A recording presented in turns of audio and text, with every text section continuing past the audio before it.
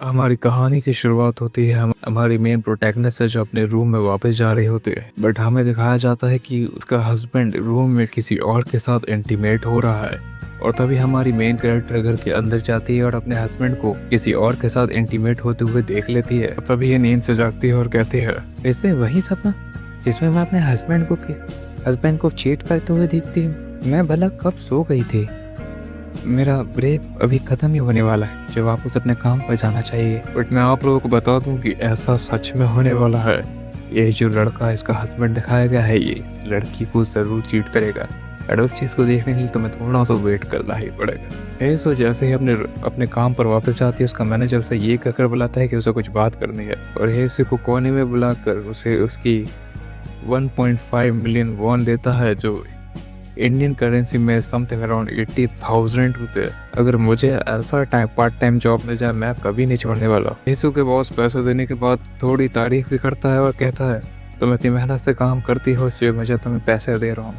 वैसे भी अब तो तुम हमारी फैमिली जैसे हो गई हो। और उसे ये बातें कहते हुए पूछता है, वेल तुम्हारे अपार्टमेंट का क्या हुआ, तुम उसमें नहीं रहने वाली हो। यीशु कहती है, उसमें रहने तो वाली हो, बट उसका थोड़ा सा हमें रेंट का इश्यू आ रहा। उसका बॉस कहता है, वह तुम्हारे हस्बैंड का क्या हुआ, तुमने कहा था उसे एक नई जॉब मिल गई है।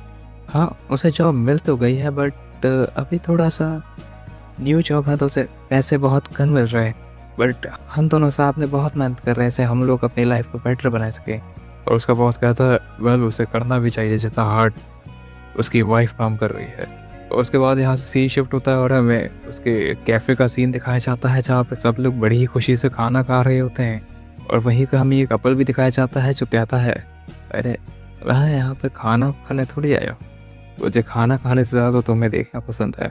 और हेयून कोने में आ जाती है और सोच रही होती है कि ये क्या चल रहा है यहाँ पे। और वहाँ में पीछे से बैकग्राउंड में आवाज़ें भी आ रही होती है। लगता है मुझे तुम्हें अपने हाथों से ही खिलाना पड़ेगा, बोलो हाँ।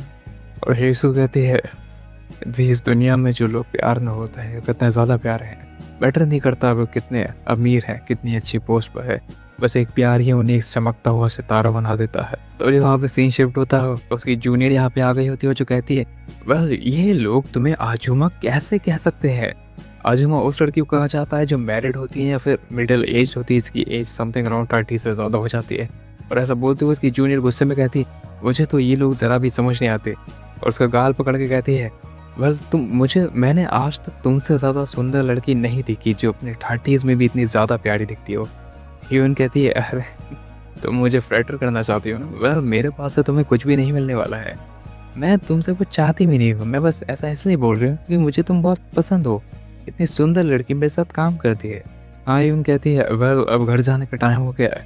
और हमें यहाँ पे दिखाया जाता है कि हायून वापस घर जा रही होती है। और जैसे ही घर का गेट ओपन होता है, हमें ये बंदा दिखाया जाता है। यही बंदा है जो हायून का हस्बैंड है, एंड ये यहाँ पे बैठ के दारू पी रहा है। जैसे ही हायून वापस आती है, जिसकी तरफ उंगली उठाते हुए कहता है, तुम्हें अपने ऊपर थोड़ा सा मेकअप करना चाहिए। वेल तुम्हें पता है ना तुम्हारी उम्र की लड़कियां कैसे मेकअप करके अच्छे से घूमती हैं। उसका पति जब घर आए तो उन्हें थोड़ा सा तो सुंदर रहना चाहिए। और ऐसा बोलते हुए हायून कहती है, हमारे पास उन सब चीज़ों के लिए पैसे नहीं है। और ये कहता है, वेल तुम एक लड़की पार्ट टाइम काम करके भी 1.8 मिलियन वॉन कमाती है और तुम उससे ज़रा भी मेकअप नहीं खरीद पा रही हो। हायन कहती है कि इसे शायद पता नहीं है कि आजकल मेकअप कितना महंगा है, और जैसे भी इसने तो मेरे ऊपर आज तक $1 तक खर्च नहीं करा। और ऐसा सोचते हुए हायन कहती है, हमारा प्यार अब ऐसा होना पे है जैसे हम किसी बेसमेंट में रह रहे हैं जिसमें जंग लग चुकी है। ऐसा सोचते हुए उसका हस्बैंड कहता है, मेरा तो अब खाना खाने का भी मन नहीं है। ऐसा बोलते हुए हायन सोच रही होती है, क्या मेरी ब्यूटी इसलिए फेड हो गई है क्योंकि मैं तुम्हारे साथ आई, या फिर इसलिए क्योंकि मैंने तुम्हें पहले प्यार किया। यहीं से सीन शिफ्ट होता और हमें वापस कैफे का सीन दिखाया जाता है, जहाँ पे वो लड़की कह रही होती है, अरे हायून इतने सारे शॉप, BBQ वीकेंड्स, तुम इतने सारे काम वाला कैसे कर लेती हो। बट हायून से कहती है, अभी शॉप खोलने का टाइम हो गया तो हमें शॉप खोलनी चाहिए। और उसकी जूनियर कहती है, हाँ देखा तुम दोबारा काम की बातें कर रही हो, I bet you are N S. और ऐसा सुनने के बाद वो कहती है, वेल एस का क्या मतलब होता है, हाँ तुमने कभी MBTI नहीं पढ़ा क्या। वह मुझे लगता है कि तुमने अपनी पूरी लाइफ काम में ही बिता दी है।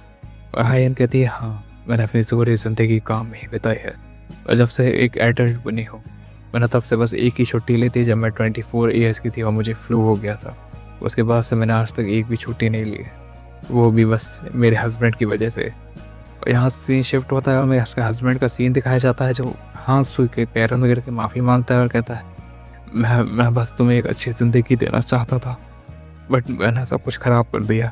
और हांसू कहती है, कितना भला तुमने मेरे नाम से कितना उधार दिया है। और उसे गले लगाते हुए उसका हस्बैंड कहता है, क्या क्या तुमने मुझे माफ़ कर दिया। और हांसू को दिखाया जाता है, जो कहती है, मैं उस समय इतना ज़्यादा नाराज़ नहीं थी, ना ही मैं दुखी थी, मुझे कुछ समझ नहीं आ रहा था, बट कभी कभी मुझे बहुत तेज़ रोना आता है।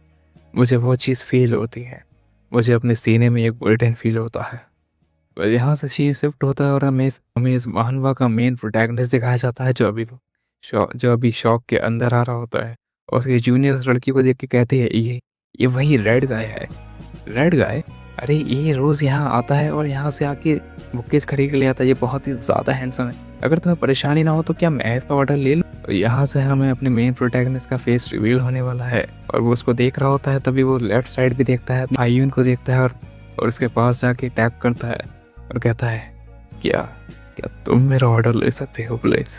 हायून अपने मन ही मन सोच रही थी, क्या रहा, मेरी जूनियर को लगता है एक हॉट गाय है, बट मुझे तो बस एक ये वियर्डो लग रहा है। हायून वहाँ पे जाती है और कहती है, वो तुम्हारा बकेट ऑफ रोसेस ही होगा, है ना। और हमारा मेन प्रोटैगनिस्ट कहता है, हाँ मुझे बहुत खुशी हुई कि तुम्हें याद है। और इसी के साथ हमारा चैप्टर 1 ख़त्म हो जाता है। इसके नेक्स्ट चैप्टर में अपलोड अभी करूँगा जब अपने लोग मुझे बताओगे कमेंट में कि मुझे नेक्स्ट चैप्टर अपलोड करने चाहिए या नहीं। तो तब तक के लिए good bye, bye bye, take care, sayonara.